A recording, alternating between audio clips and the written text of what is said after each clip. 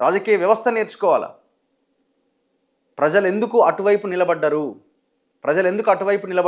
రాజ్యాంగం ద్వారా చట్టాలు తయారు చేసే పొజిషన్లో ఉన్న మనల్ని కదా ప్రజలు కీర్తించాల్సింది. మనల్ని దొంగల లెక్క చూస్తున్నారు. అటువైపున ఒక టీంని ఏర్పాటు చేసుకొని ఒక విప్లవాన్ని నిర్మించే క్రమంలో ఉన్న వాళ్ళని ఎందుకు ప్రజలు అటువైపు వెళ్తున్నారు? ఆలోచించుకోవాలి ప్రభుత్వాలు, రాజకీయ నాయకులు. సేమ్ యాజ్ ఇట్ ఈజ్గా ఒక తప్పు చేసిన ఐబొమ్మ రవి, పైరసీకి సంబంధించిన అతన్ని కూడా వాళ్ళ సోషల్ మీడియాలో కీర్తిస్తున్నారు. వై? అతను చేసింది తప్పే, దానివల్ల నష్టం జరుగుతున్నది సినిమా ఇండస్ట్రీకి. అయినా కూడా ఎందుకు తనని ఒక హీరోలాగా చూస్తున్నారు?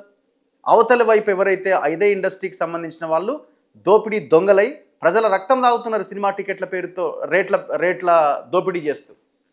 సో అల్టిమేట్గా యువతల రవి తప్పు చేసిన రవి వైపున నిలబడుతున్నారు. సేమ్ యాజ్ ఇట్ ఈజ్గా ఇక్కడ కూడా అదే వర్తిస్తుంది. రెండింటిని మనం ఒక యాంగిల్లో కంపేర్ చేయొచ్చు.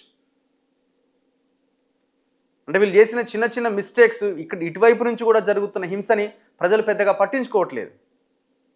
వాళ్ళు ఆ హింస చేసిన, ఆ హింసకి పాల్పడ్డా మా కోసమే,